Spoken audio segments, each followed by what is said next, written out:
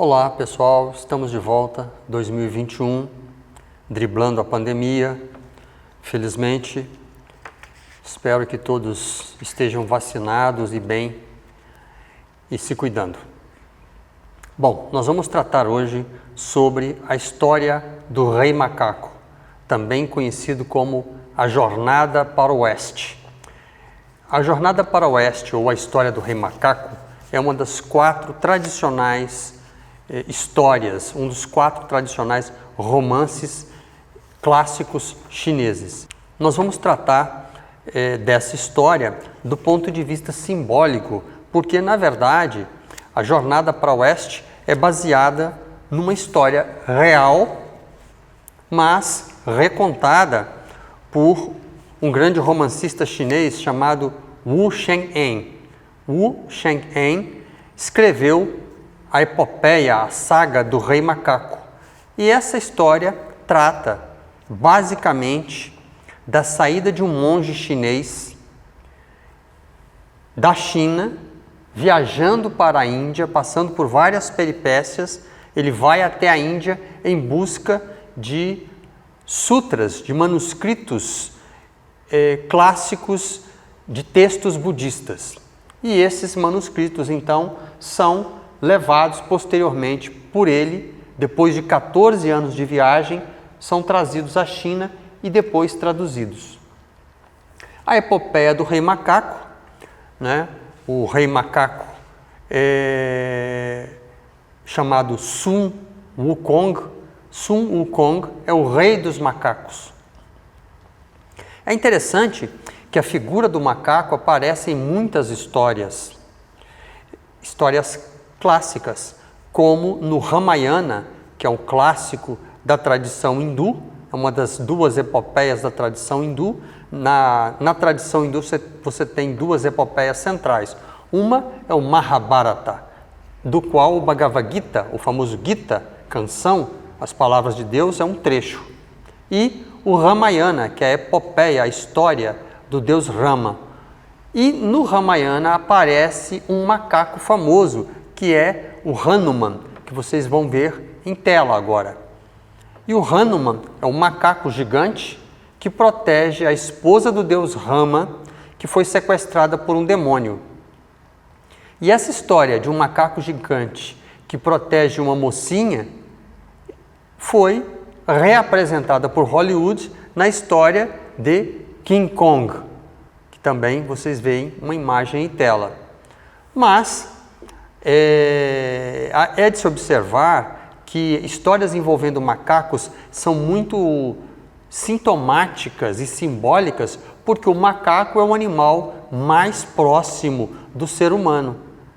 A diferença genética de um chimpanzé para um ser humano ou de um gorila para o ser humano em termos genéticos, é muito pequena. E é um animal realmente muito próximo do ser humano, não só fisicamente, como também em inteligência. Então, a epopeia do Rei Macaco trata da ida de um monge chinês, como dissemos, até a Índia, naturalmente a pé e a cavalo, passando por vários perigos, e o seu retorno à China com os documentos budistas sagrados que ele procurava para serem traduzidos. Só que nessa viagem ele tem o apoio, ele tem companheiros de viagem, e um desses companheiros é Sun Wukong. Sun Wukong é o Rei Macaco. Nós temos na tela alguns dos filmes e alguns dos artistas que representaram o Rei Macaco, porque a história do Rei Macaco é um clássico chinês. Aparece no teatro chinês, aparece, como dissemos, em desenhos animados, em filmes. Recentemente houve mais um filme sobre o Rei Macaco. Se vocês entrarem no YouTube, em qualquer uma dessas, no Google, vocês vão encontrar muitas referências ao Rei Macaco. E o Rei Macaco é um personagem do folclore chinês. No templo budista Sao Maoping, né, em Hong Kong, existe um santuário dedicado ao Rei Macaco.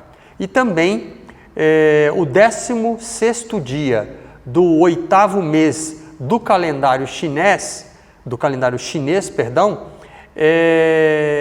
é consagrado ao Rei Macaco. Ou seja, ele é um personagem folclórico tradicional. Quem escreveu o Rei Macaco foi Wu Sheng-en, que é um famoso romancista da dinastia Ming, né? E esse romance, como dissemos, é um dos quatro tradicionais romances chineses. Nós temos na tela a imagem de Wu Sheng-en, uma representação, e também a versão em 3 volumes, né, da Jornada para o Oeste, né? Também na tela 2 edições em português, né? Uma delas da editora Horus, que é a que usamos como base para essa conferência. Diga-se de passagem,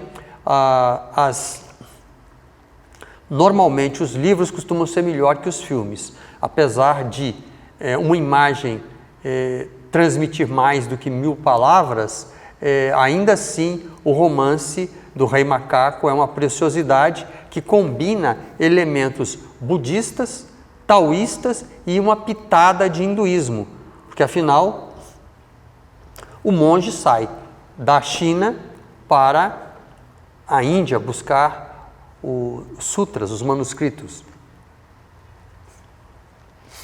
Nós temos também na tela uma imagem de 3 dos personagens centrais da história do Rei Macaco, em desenho animado da TV chinesa. Também temos em tela imagens de edições antigas do Rei Macaco. A história do Rei Macaco começa no seu nascimento, que é um nascimento mágico. Esse nascimento acontece quando um ovo de pedra aparece e desse ovo de pedra sai um pequeno macaco que vai crescer e se tornar o rei dos macacos. Esse ovo de pedra, ele é interessante porque ele remete a um nascimento virginal. O que pode ser mais virgem, mais intocado, mais imaculado que um ovo de pedra? E é interessante porque também na tradição mitraica, no mitraísmo, a religião que existia em Roma, 60 anos antes que aparecesse o cristianismo em Roma, já existia uma religião chamada mitraísmo, a religião do deus Sol, Mitra. E Mitra nasce de um rochedo, ele nasce de uma pedra. Isso denota que ele nasce de uma coisa virgem, de uma coisa intocada, que ele tem um nascimento natural, puro. Da mesma forma, o Rei Macaco nasce de um ovo de pedra. Esse ovo de pedra do qual nasce o Rei Macaco é conhecida na tradição indiana como Hiranyagarbha. Hiranyagarbha quer dizer ovo de ouro ou ventre de ouro, né? Que poeticamente traduzido como o germe universal é considerado a origem e a criação do universo, do cosmos na mitologia indiana. Você então já percebe aí uma influência da mitologia, da tradição hindu na origem do Rei Macaco, que não deixa de ter um paralelismo, uma similitude com o Hanuman, né? O macaco gigante que protege Sita, a esposa do deus Rama, no Ramayana, né? Então, você já percebe um paralelismo aí. E o macaco, o Rei Macaco, nasce e ele tem muitos poderes, tem uma força descomunal e tem muitos poderes e adquire muitos poderes que na tradição hindu se chamaria de siddhis, de poderes psíquicos, de poderes mágicos. A única coisa que ele não consegue, apesar de todos os seus poderes, é esconder a sua cauda. Ele é um macaco, então ele tem uma cauda, ele não consegue esconder a sua cauda, porque ele consegue se transformar em 72 coisas diferentes, mas ele não consegue esconder a sua cauda, ou seja, ele não consegue esconder a sua origem animal. É como se psiquicamente ele não conseguisse esconder a sua sombra, né, do ponto de vista junguiano. Então, ele não consegue esconder que ele tem uma parte animal, por mais que ele se transforme em 72 coisas diferentes com seus poderes, o aspecto animal ainda está presente. E ele, o rei macaco, ele vive na montanha de flores e frutas, Huaguoshan. Huaguoshan, me perdoe a minha pronúncia de cantonês e mandarim, não é essas coisas, eu não estudei chinês, né? Huaguoshan, que é a montanha de flores e frutas, é o local aonde o macaco, o rei macaco, com os outros macacos vive. E essa montanha,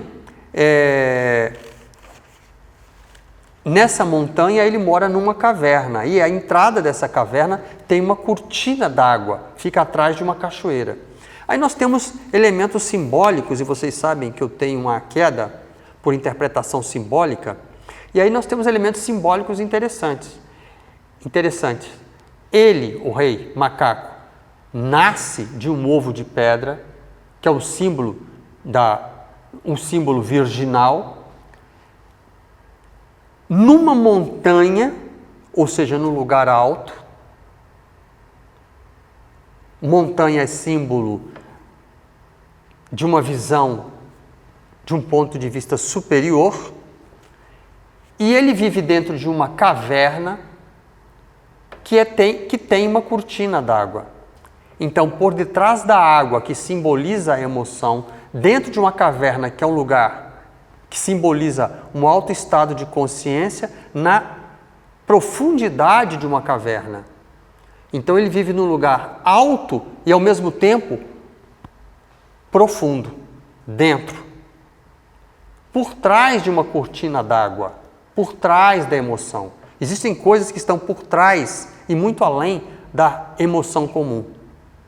E é lá, por trás dessa cortina d'água, dentro de uma caverna, no alto de uma montanha, que vive o rei macaco. E acontece uma coisa interessante com o rei macaco, é que ele percebe, num determinado momento, que apesar dele ser o macaco mais bonito, o macaco mais forte dos macacos, o mais hábil e mais inteligente, ele percebe que ele está destinado a morrer. E essa questão da mortalidade é uma coisa que aparece em muitas tradições. Aparecem muitas tradições, como, por exemplo, na epopeia de Gilgamesh, onde o herói principal descobre, assim como Buda, ele percebe que existe a morte. Buda, quando jovem, sai do castelo e uma das coisas com as quais ele topa é com um cadáver, a caminho da cremação.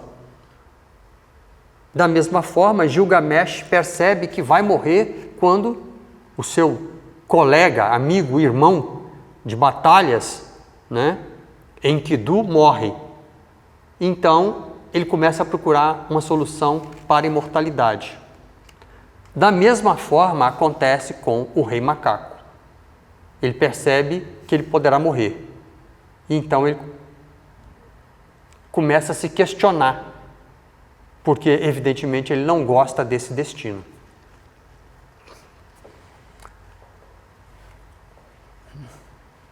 Aí nós temos uma imagem na tela do rei macaco com seus súditos e uma imagem falando exatamente do que mencionamos, que é a determinação do rei macaco de procurar a solução para a imortalidade. é o dilema de Gilgamesh, é o dilema do sofrimento que Buda percebe.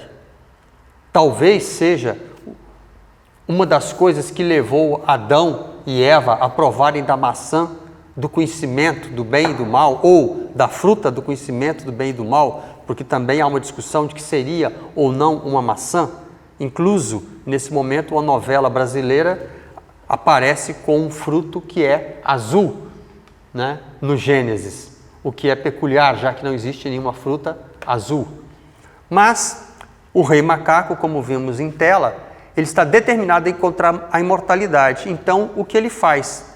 Ele viaja para vários países, ele viaja para um local distante, ele atravessa o mar, como Gilgamesh, e vai procurar a solução para a imortalidade. E aí, então, ele encontra um mestre espiritual, como todo discípulo que está preparado, encontra um mestre espiritual. E esse mestre espiritual vai dar a ele um treinamento. Esse mestre espiritual que é chamado de Subodhi, né? Recebe o rei macaco e começa a treiná-lo. Percebe nele um potencial, apesar dele ser um animal, ele não ser humano, e começa então a treinar o rei macaco. E o rei macaco então aprende a língua dos homens, né? E muitas formas diferentes de viajar. Esse Subodhi, né, no livro, é considerado um mestre taoísta. Existe no livro uma certa fusão, como eu disse, de ensinamentos taoístas e budistas. E esse personagem, Subodhi, se torna o mestre, o guia do rei macaco. E ele é mostrado como um personagem que atingiu a imortalidade. E aí nós temos também em tela Subodhi abordando o Buda no mais antigo livro impresso datado, que é o Sutra do Diamante. Subodhi é chamado em tibetano de Rabjor, né? Rabjor ou Subodhi é o mestre, o primeiro mestre do rei macaco. Então o rei macaco começa a procurar o caminho da imortalidade. Depois que ele é treinado por Subodhi e ele aprende a dominar as técnicas das 72 formas de transformação, ele aprende a dar saltos quilométricos, né? Ele dá saltos e percorre grandes distâncias no ar, tal qual Hanuman, que salta, por exemplo, no Ramayana, do sul da Índia até o Ceilão, pelos ares. Também o rei macaco atravessa os ares com grandes saltos. E ele passa por muitas peripécias, e uma das peripécias que ele faz é descer aos infernos. Ele desce até o inferno, aonde ele encontra Yama, o deus dos mortos. E ele o que faz? Ele apaga o nome dele, do livro dos mortos. Yama, o deus dos mortos, tem uma relação das pessoas que vão morrer.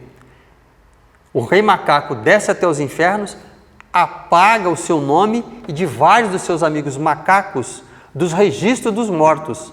Ou seja, dessa forma, ele tenta atingir a imortalidade. Então essa é uma das primeiras peripécias do rei macaco. Ele confronta o rei dos mortos.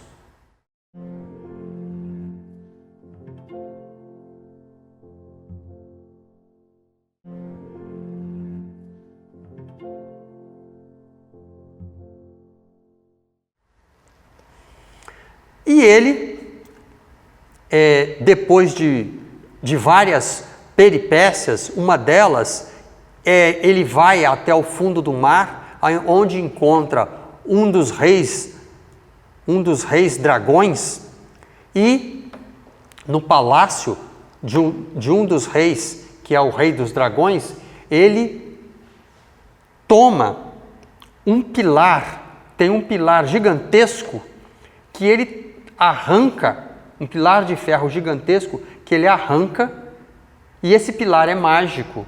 E com esse pilar que sustenta o castelo do Rei dos Dragões, com esse pilar, ele usa esse pilar como uma clava, ele usa o pilar como uma arma. E esse pilar é mágico. Esse pilar ele pode aumentar ou diminuir do tamanho ao bel prazer do Rei Macaco. E o Rei Macaco, então, pega esse pilar, usa ele como arma, e quando ele não está combatendo, ele pega o pilar e o pilar encolhe de tamanho e ele carrega esse pilar atrás da orelha, quase como um cotonete preso atrás da orelha. Por causa disso, o Rei dos Dragões vai até o céu e encontra o Rei de Jade, que é um personagem também central no folclore e na mitologia chinesa. Nós temos na tela uma imagem do Imperador de Jade cercado pelos seus deuses e sábios. E o Rei de Jade percebe um potencial no Rei Macaco, mas o Rei Macaco continua sendo um macaco e ele sempre apronta das suas. Então o Rei de Jade, no afã de domesticar o Rei Macaco, de dar uma ocupação para ele, coloca o Rei Macaco para cuidar das estrebarias divinas, onde ele tem que cuidar dos cavalos dragões. E é claro que o Rei Macaco apronta das suas, deixa os cavalos dragões fugirem, mas não antes de causar mais problemas.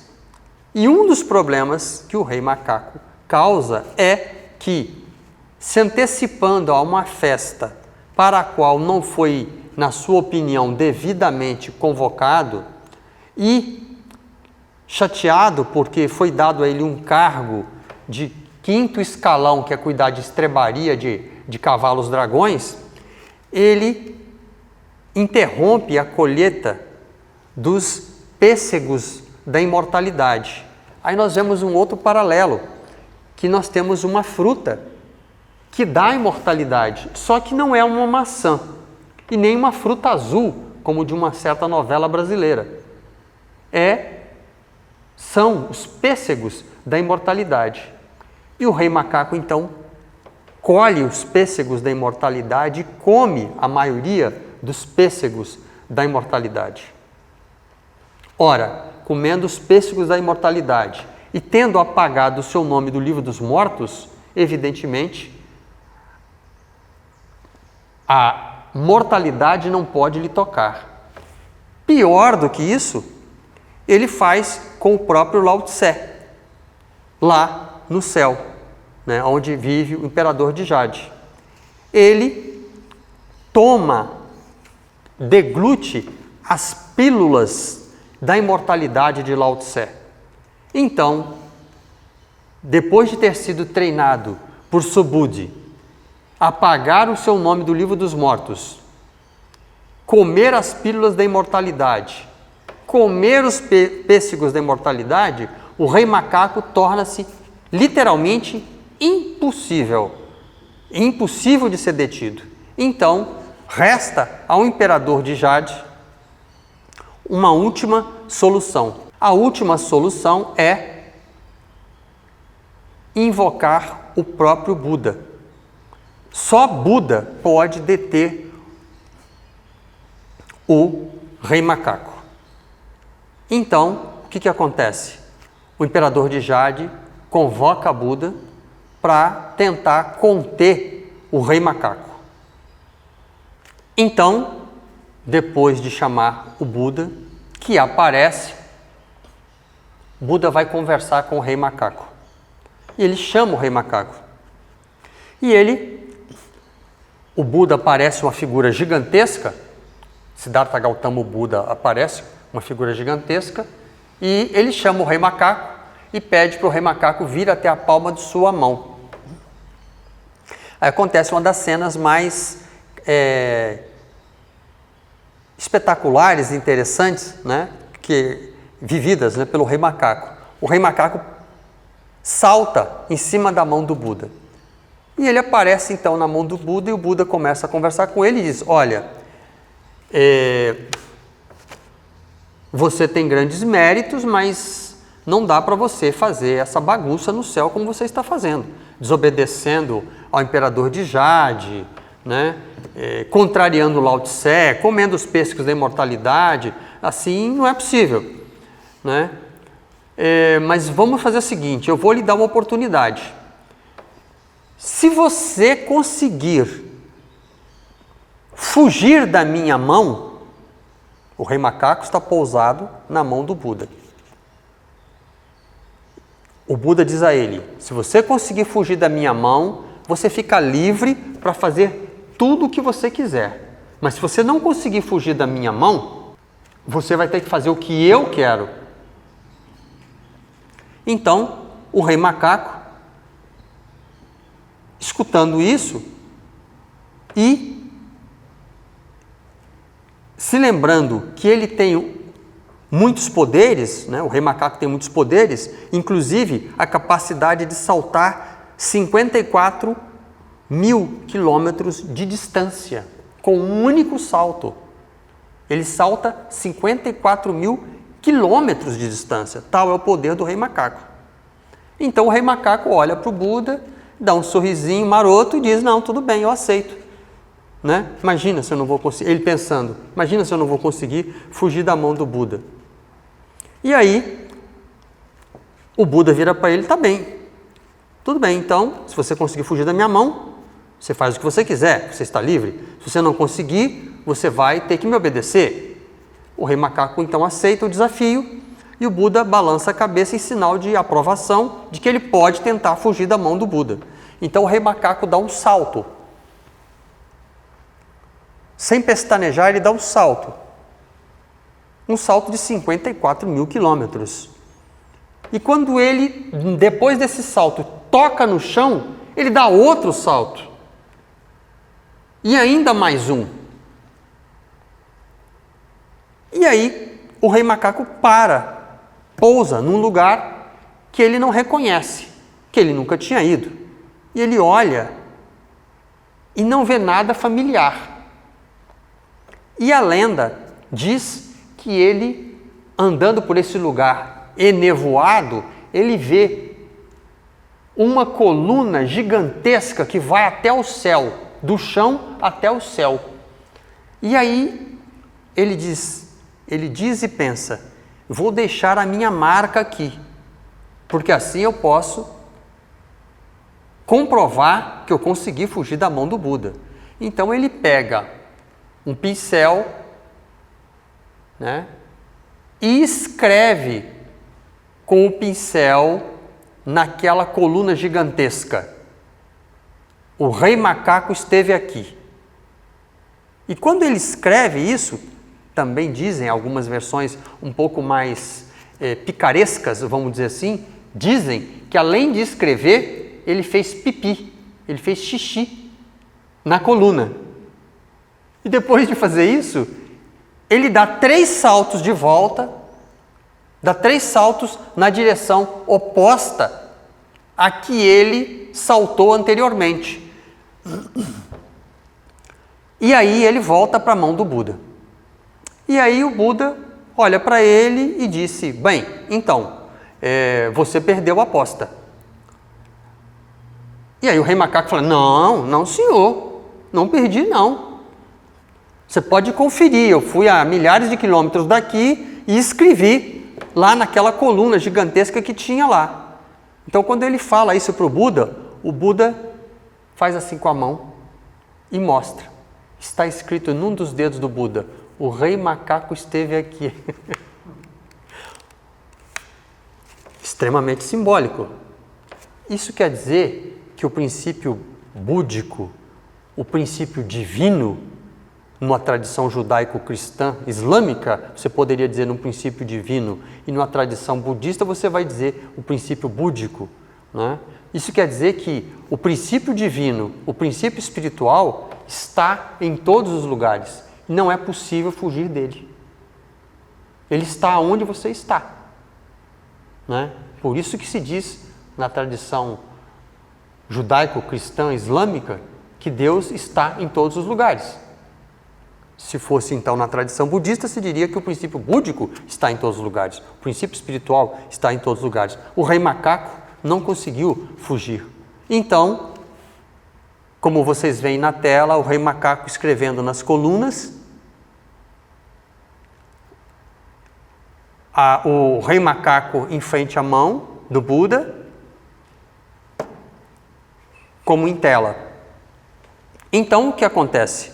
O Buda fecha a mão e não deixa que o rei macaco fuja. Ele fecha a mão. Ao fazer isso, ele prende o rei macaco nas suas mãos e, logo em seguida, coloca o rei macaco como punição pelas suas aprontações, por suas traquinagens, ele prende o rei macaco numa caverna. Prende o rei macaco numa caverna, aonde ele vai ficar durante um largo período de tempo, centenas de anos, vai ficar preso em uma caverna, aonde ele consegue só colocar a cabeça para o lado de fora e não consegue fugir, né? E aí começa realmente a história da saga para o oeste, né? A jornada para o oeste, a saga para o oeste, né? Começa a história do monge, que vai à Índia buscar os manuscritos sagrados. Esse monge, que é chamado Xuanzang, no livro, o monge é chamado de Xuanzang, mas a história é baseada na história real de Xuanzang. Xuanzang é um monge que no século VII da nossa era foi até a Índia buscar os textos sagrados, né, os textos sagrados budistas. É interessante porque o rei macaco, ele fica preso, tem uma simbologia, né? Ele fica preso na mão do Buda, né? E uma mão normal, evidentemente, claro, óbvio, tem 5 dedos. E a tradição budista diz que existem 5 mandamentos, né? Existem 5 mandamentos budistas, né? 5 mandamentos tradicionais, né? Que são não matar, se abster de ingerir drogas, bebidas ou drogas, se abster de comportamento sexual inadequado, se abster de dizer coisas equivocadas, né?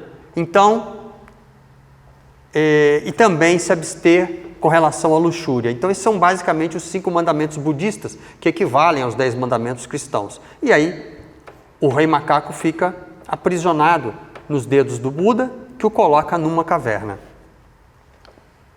Também o número 5 tem a ver com os 5 elementos, né? Terra, água, metal, madeira e fogo, 5 elementos da tradição taoísta, né, chinesa. Então nós temos na imagem o rei macaco preso, né? E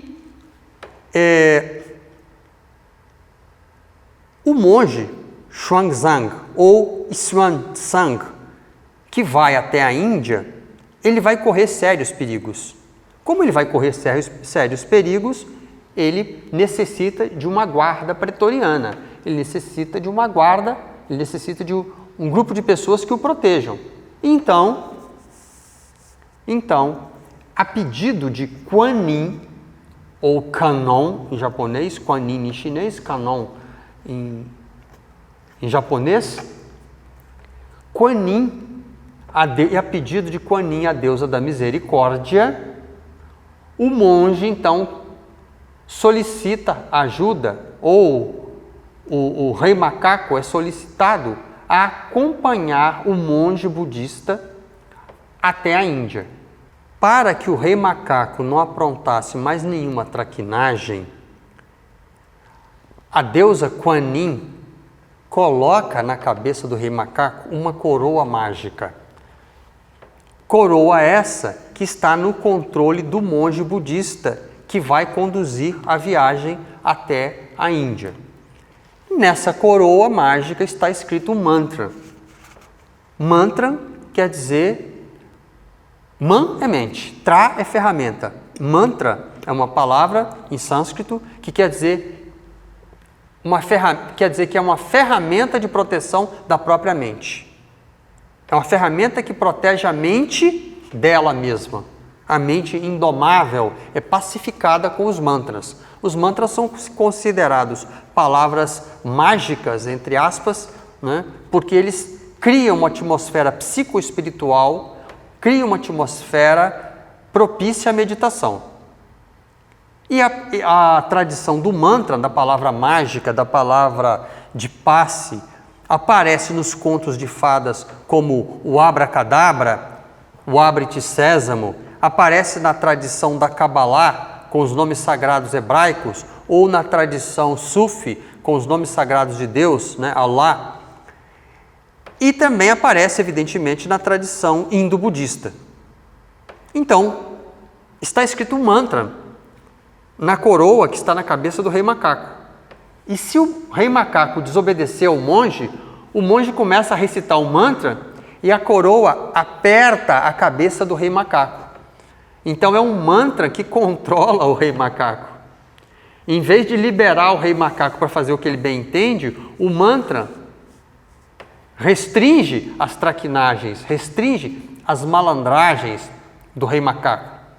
Ele até, intrinsecamente, ele não é mau, mas ele é um moleque, né? Ele é aprontador, ele tem um aspecto animal infantil, então ele precisa ter um mínimo de controle. Então o monge, que representa a sabedoria, controla o rei macaco recitando um mantra. E o mantra que ele recita é Om Mani Padme Hum. Om Mani Padme Hum é um mantra tradicional consagrado ao Buda da compaixão, Manjushri Avalokiteshvara, né? É o Bodhisattva, é o Buda a quem está consagrado o mantra Om Mani Padme Hum. Curiosamente, Kuan Yin, né, a deusa da misericórdia, dizem, nasceu de uma lágrima de Avalokiteshvara. Então, você vê aí a ligação, né, da deusa chinesa Kuan Yin, da misericórdia, com o Buda da compaixão. Nós temos algumas imagens, né, de Kuan Yin, né, em tela. Bom, o monge Xuanzang, né, o monge Xuanzang, que no livro, o monge Xuanzang é chamado de Tripitaka. O monge Xuanzang, que vai buscar os manuscritos, é chamado no livro de Tripitaka.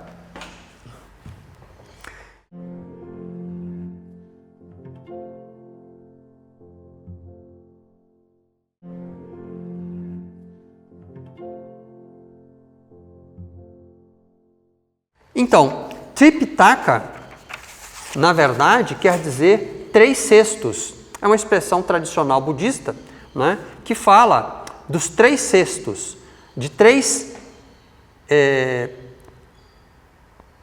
veículos de compilação de material, né, que diz respeito ao quê? Diz respeito à compilação dos ensinamentos budistas tradicionais, conforme a escola do budismo do sul, que é a escola Theravada. O primeiro cesto, né, que é o Vinaya Pitaka, define as regras para a comunidade monástica, para a comunidade dos monges. O segundo Pitaka, né, é o Sutta Pitaka, que contém os discursos, a compilação dos manuscritos com os discursos do Buda, e o Abhidharma Pitaka, que é a obra de composição posterior que aprofunda os ensinamentos específicos do Buda Gautama.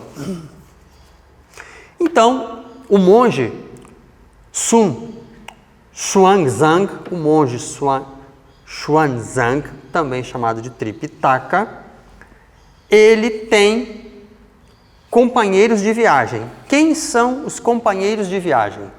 O primeiro e o mais importante, sobre o qual gira, na verdade, todo o romance, ele é uma figura é o personagem central, né? Mais importante até mesmo que o monge budista, é Sun Wukong, ou seja, o rei macaco, né? E o Sun Wukong, nós já falamos bastante a respeito até, é o rei dos macacos que atingiu a imortalidade devido aos fatos e elementos que nós narramos anteriormente. E ele tem, Sun Wukong tem, como disse, vários poderes, né? Então, o Sun Wukong, o rei macaco, adquiriu os poderes de metamorfose, conhecido como as 72 transformações, né? Que permite a ele mudar de formas, se transformar em muitas formas e objetos. Ele tem também a capacidade de voar e saltar nas nuvens, né? Que é chamado de cambalhota das nuvens. Além disso, como aparece nos últimos filmes chineses, com muito efeito especial, ele tem a capacidade de transformar qualquer um dos seus 84 mil pelos no corpo em objetos inanimados ou seres vivos. Cada um dos 84 mil pelos do corpo do rei macaco podem ser transformados em clones dele mesmo, em outros macacos, outros reis macacos, objetos ou seres, animados ou inanimados, à sua preferência. Isso para vocês perceberem o grau de poder que tem o rei macaco. Além disso, ele tem aquele pilar, né, como arma, aquele pilar que ele guarda como uma agulha de crochê atrás da orelha, né, como se fosse um lápis ou uma caneta atrás da orelha, que se transforma num bastão do tamanho que ele quiser, né, de coluna gigantesca a um bastão de combate. E como dissemos, a única coisa que ele não consegue é esconder a sua origem animal, que é a sua cauda. Bom, uma outra coisa que acontece é que quando ele ficou preso no caldeirão de Lao Tse e tomou as pílulas da imortalidade, ele ficou 49 dias dentro desse caldeirão, cozinhando junto com as pílulas da imortalidade, né? E 49 é um número muito especial na numerologia chinesa. 49 dias é o tempo que, quando a pessoa morre, ela ainda fica na terra. A alma do morto, o fantasma do morto, fica na terra por 49 dias logo após a morte, né? E o mês 49, 7 vezes 7, 49, né? E o sétimo mês é chamado de um mês fantasma. É um mês no calendário chinês que no 15º dia os fantasmas vêm à terra para comer as oferendas dadas pelos vivos, que lembra um pouco o Dia dos Mortos comemorado no México, né? Que as pessoas vão aos cemitérios e fazem piqueniques nos cemitérios. Então, depois de ficar 49 dias no caldeirão de Lao Tse e ingerir as pílulas de cinábrio, né, as pílulas de mercúrio, né, evidentemente o rei macaco transcende a morte. Mas nós temos na tela alguns dos personagens que acompanham o monge chinês, né, Tripitaka, até a Índia, além do rei macaco, né. Ele tem por acompanhante Zhu Bajie. Zhu Bajie, né, é o porco, o monge porco, né? Ou seja, como a gente vê na tela, é um personagem que tem o corpo humano e a cabeça de porco, né? Esse Zhu Bajie, né, também chamado de porco dos 8 preceitos, e aí nós temos dentro do budismo uma derivação dos 5 mandamentos budistas. Nós temos que é não matar, não roubar, abster-se de má conduta sexual, abster-se de mentir e enganar, e abster-se de álcool e tóxicos, uma continuação desses 5 preceitos, você teria mais 3 preceitos. Por isso esse porco é chamado de o porco dos 8 preceitos. Mas esse porco que era considerado um marechal no reino celeste, ele foi banido para a terra porque ele tentou se envolver sensualmente com uma ninfa, com a deusa da lua.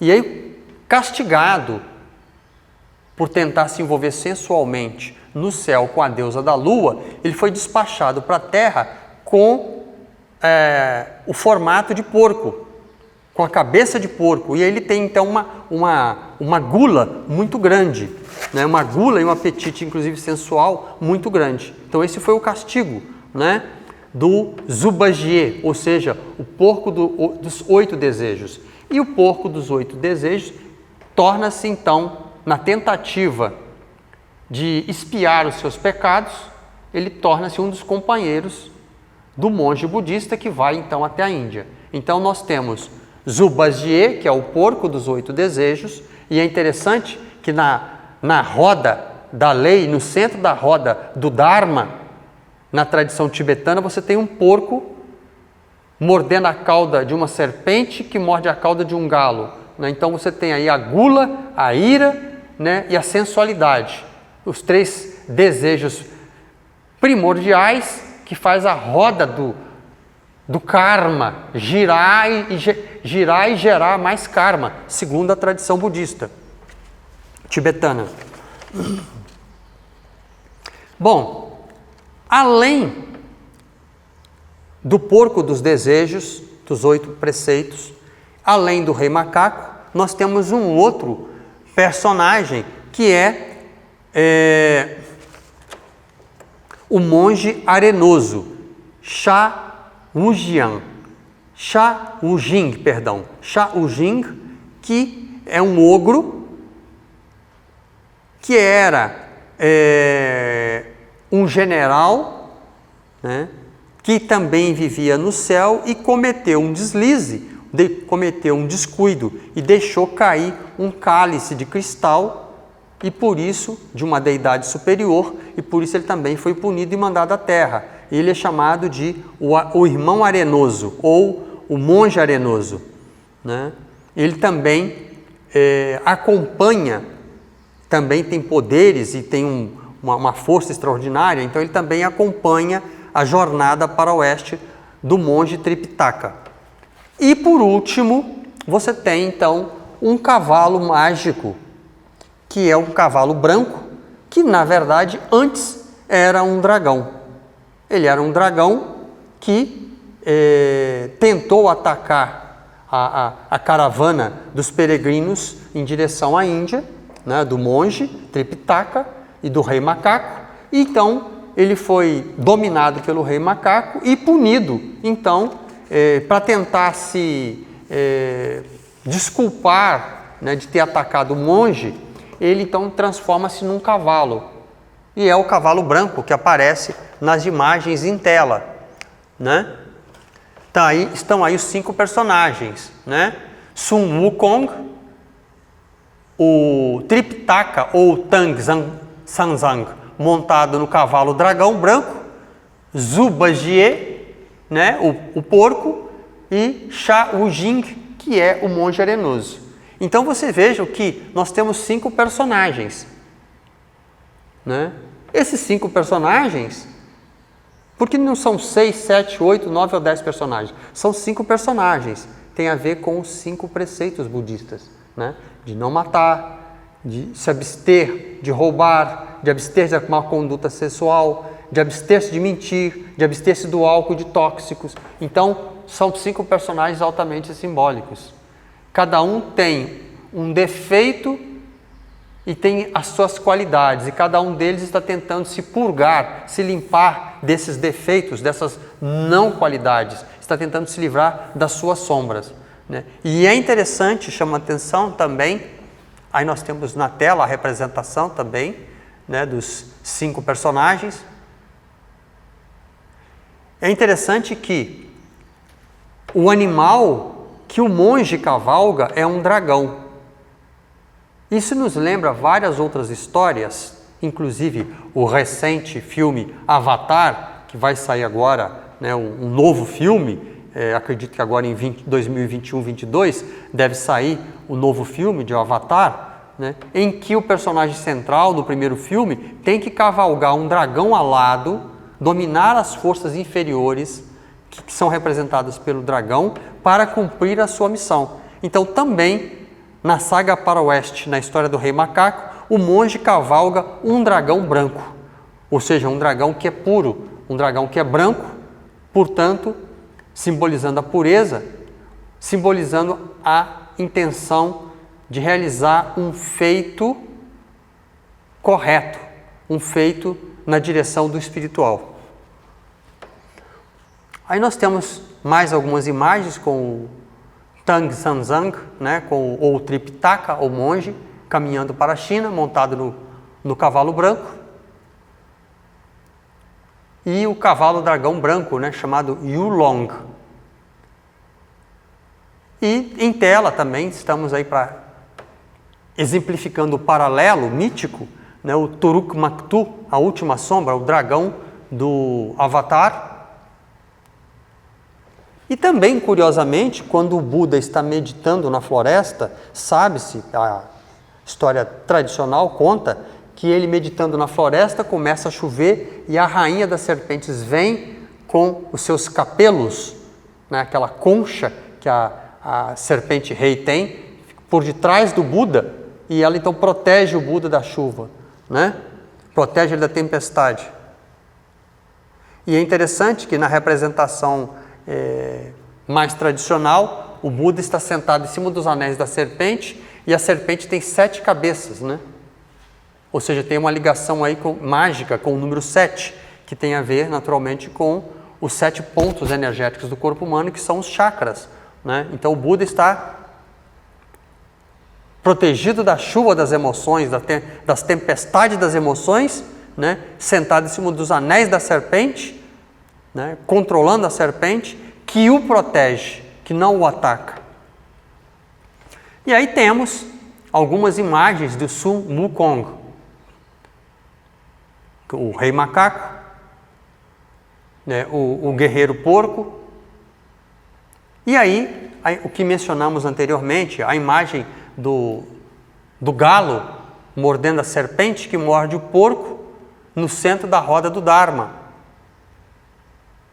Uma imagem do arenoso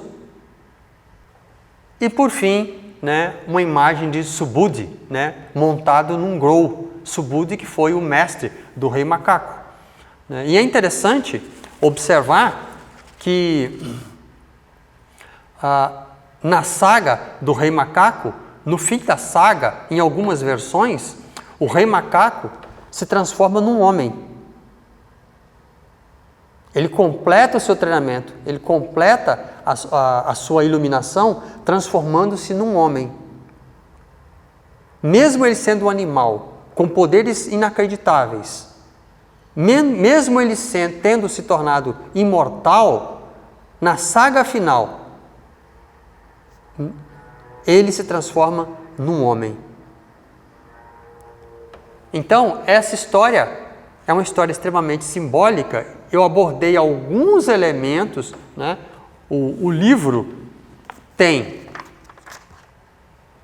512 páginas, então podem imaginar que eu abordei pequenos trechos, foi uma pincelada, né,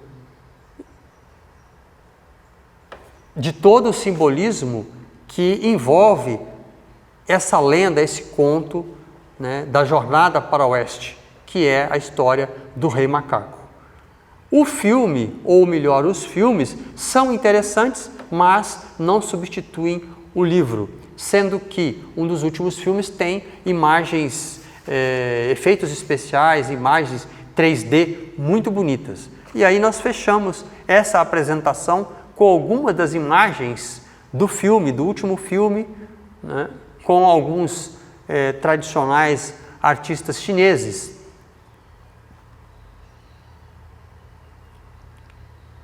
E fica, por fim, a mensagem de que, depois de uma longa jornada de busca de conhecimento espiritual, seja em que tradição for, no caso estamos falando da tradição budista, o objetivo final, o objetivo fundamental, na verdade, é se tornar um homem, mas um homem que transcendeu a morte. Obrigado.